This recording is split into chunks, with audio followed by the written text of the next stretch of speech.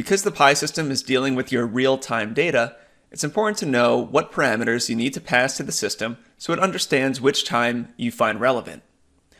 We'll take a look at the different ways that you're able to communicate with the Pi system in regards to time. Here you can see the different kinds of time expressions you can pass to the Pi system.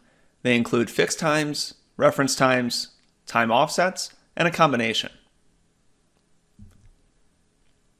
Taking a deeper look at fixed time, this is in regards to a time that will never change.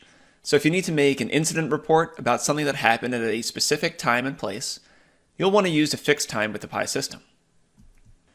With a fixed time, it's always going to represent the same time regardless of the current time. At the top, we have the Pi time format.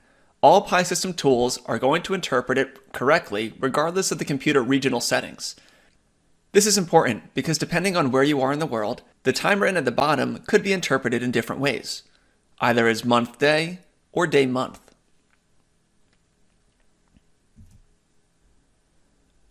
Relative time is just that, date and time relative to the current date and time.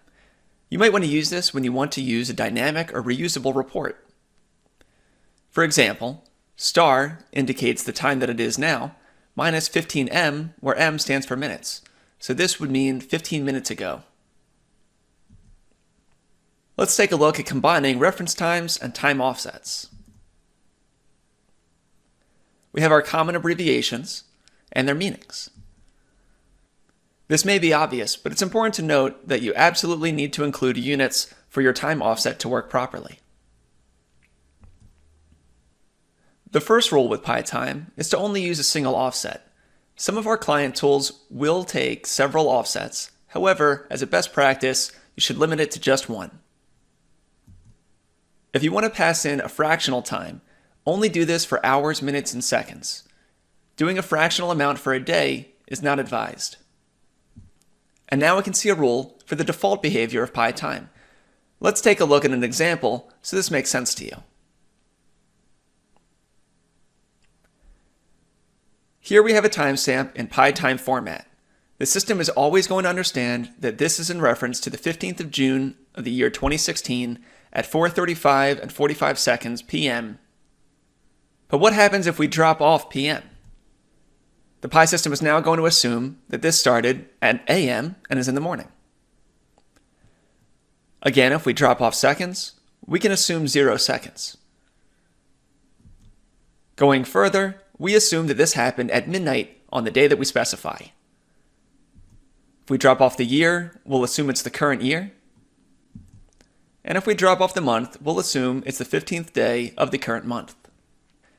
The PiTime defaults are meant to be intuitive, so hopefully this example made it clear. Combining a time with an offset, we can see that star minus 1 hour is 1 hour ago. T plus 8h is 8 a.m. today. Take a look at the rest of the examples before moving on. In the next lesson, you'll be able to test your skills. Fill out the following 2 charts and understand that there are multiple ways to write the same time. For example, I could use a fixed date and time for 8 a.m. today, or I can make a relative time and do T plus 8h.